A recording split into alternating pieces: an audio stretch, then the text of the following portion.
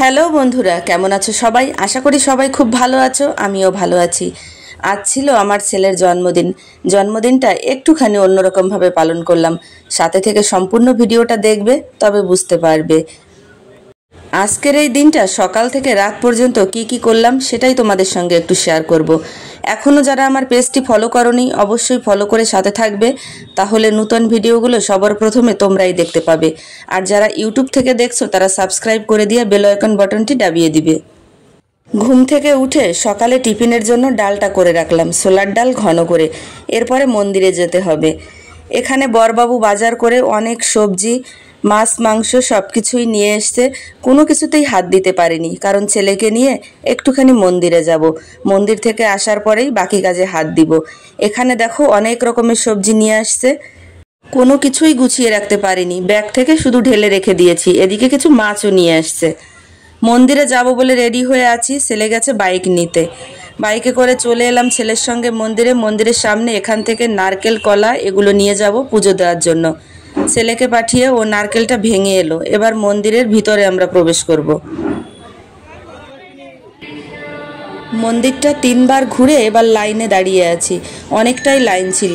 আজ ছিল শনিবার। শনিবার হচ্ছে এখানে যে ভেঙ্কটেশ্বর মন্দির, এই ঠাকুরের দিন। এই দিনে প্রচুর ভিড় হয়। এই মন্দিরটা হচ্ছে ত্রিপতির যে ঠাকুর, তারই একটা ছোট ব্রাঞ্চ। এখানে অনেকটা সময় লাইনে দাঁড়ানোর পরে ঠাকুর দর্শন করলাম। আমাদের ঠাকুর দর্শন করা হয়ে গেছে। ঠাকুর দর্শনের পরে কিছুটা সময় হলেও মন্দিরে বসতে হয়, তাই আমরাও বসে আছি এখানে। কিছুটা সময় বসে নিয়ে এবার বেরিয়ে পড়ব বাড়ির দিকে। বাইরে প্রচণ্ড রোদের তাপ ছিল। ভিডিও করছি, ভিডিওতে কিছু দেখতেই পাচ্ছিলাম না যে ভিডিওটা হচ্ছে কি হচ্ছে না। এতটাই রোদের তাপমাত্রা ছিল। মোবাইলের স্ক্রিন একদম কালো। পুজো সেরে চলে এলাম বাড়িতে। বাড়িতে এসে টিফিন বানাতে চলে এলাম। করছিলাম পরোটা। ডালটা করে রেখেছিলাম, এখন পরোটাটা ভেজে নিচ্ছি। তাড়াতাড়ি খেয়ে বাকি কাজে হাত দিতে হবে। খাবারের প্লেট একদম রেডি করে দিয়েছি, ডিম, পরোটা, ডাল এগুলো। এবার যে মাছগুলো দেখেছিলাম, মাছগুলো কেটে চলে এলাম। মাছগুলো কাটার পরে বসে গেলাম মাংসর জন্য। মাংসটা যদিও বিকেলে রান্না হবে রাতের খাবারের জন্য। ওটা তো কাটিয়েই নিয়ে এসেছিল, একটু পরিষ্কার করে ধুয়ে রেখে দিলাম। এখন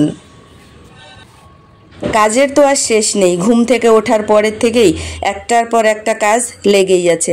এদিকে দুপুরের রান্নাটা বসিয়ে দিয়েছি, আর পাশে একটুখানি সেমাই রান্না করছি। ছেলের 2-1 বন্ধুবান্ধব বলেছিল তারা আসবে, তাই যদি সব কাজ দেখাতে যাই তাহলে তো 1 ঘন্টার ভিডিওতেও হবে না। দুপুরের রান্না করছি, আর ফাঁকে ফাঁকে বিকেলের রান্নাটা সব গুছিয়ে নিচ্ছি। ওই দেখো, এদিকে রান্না চলছে আর এইদিকে সব কিছু গুছিয়ে নিচ্ছি। বিকেলে রান্না হবে যে বিরিয়ানি ওসব। বিকেল বলতে রাতে খাওয়া দাওয়ার রান্নাটা, কারণ রান্নাটা তো বিকালেই করতে হবে। আজ ছেলের বার্থডে তো দুপুরের রান্নাটায় বেশি কিছু আর করিনি, খুব সিম্পল করে নিয়েছি, কারণ রাতে একটু স্পেশালভাবে বিকেলে ওটা করতে হবে, তাই দুপুরে খুব হালকাভাবে খেয়ে নিব। এখানে করেছিলাম ভাত, আর যে দেশি কিছু মাছ ছিল, ফোলে মাছ, কই মাছ, তেলাপোয়া মাছ, ওগুলো দিয়ে জিরে বাটা দিয়ে হালকা করে একটা ঝোল করেছি, আর এখানে কুমড়ো দিয়ে তরকারি করেছি। দুপুরের রান্নাটা শেষ করে এবার বিকেলে যে রান্না হবে বিরিয়ানির মাংসটা আর চিল্লি চিকেন হবে।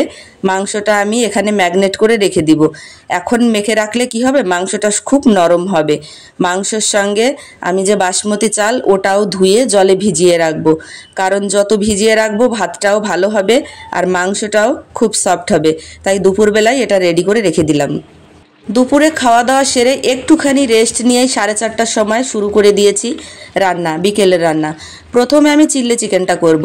ছেলের ইচ্ছে ছিল চিল্লি চিকেন, আর সিমাইটা করে রেখেছিলাম, ওটা ওর বন্ধুরা এলে প্রথমে টিফিনের মতো ওগুলোই খাওয়াবে।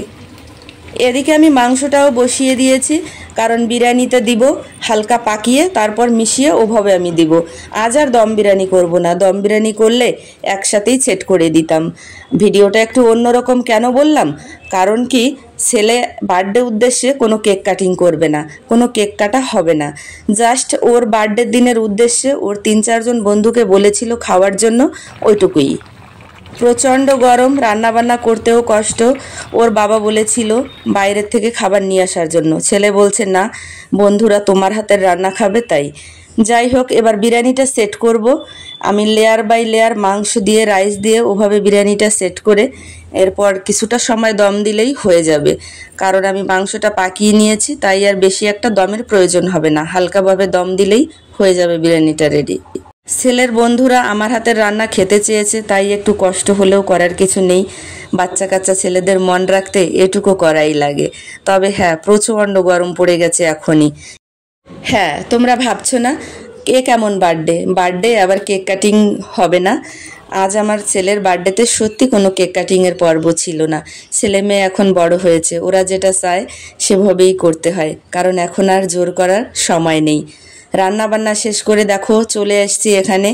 কি করলাম সেটাই একটু দেখো। এখানে বিরিয়ানি করেছি, চিকেন বিরিয়ানি আছে, খাট্টা, এটা হচ্ছে ডাল, হালকা সবজি, হালকা টক দিয়ে এখানে করে থাকে, বিশেষ করে বাহিরে খায়। এখানে রায়তা বানিয়ে রেখেছি, সালাড কেটে রেখেছি, শসা, পেঁয়াজ, টমেটো, আর এদিকে করেছি চিল্লি চিকেন, যেটা টিফিনের সঙ্গে দেয়া হবে, আর সেমাই। কেক খাওয়ানোর বদলে প্রথম যখন সবাই আসবে ওই সেমাই আর চিল্লি চিকেনটা ওদের টিফিন করানো হবে, পরবর্তীতে বিরিয়ানি খাবে। এদিকে আমি খাবারটাও একদম সাজিয়ে দিয়েছি। ভিডিওটা কেমন লাগলো অবশ্যই একটু লাইক কমেন্ট করে জানাবে। ভিডিওটা একটু বড় হলেও সাথে থেকে সম্পূর্ণ দেখবে, আশা করি ভালো লাগবে। এক একটা ভিডিও করতে হয় অনেকটা কষ্ট করে, তাই সাথে থেকে ভিডিওটা দেখো। এখানে আমার এক আঙ্কেল আসছে, আমার ফ্যামিলির সদস্যই বলতে পারো, আমাকে একদম নিজের মেয়ের মতো জানে। আঙ্কেলদের খাওয়া দাওয়া শেষে এবার ছেলে ওদের বন্ধু বান্ধব নিয়ে খাওয়া দাওয়া শুরু করেছে। আজ আসছি, টাটা, বাই।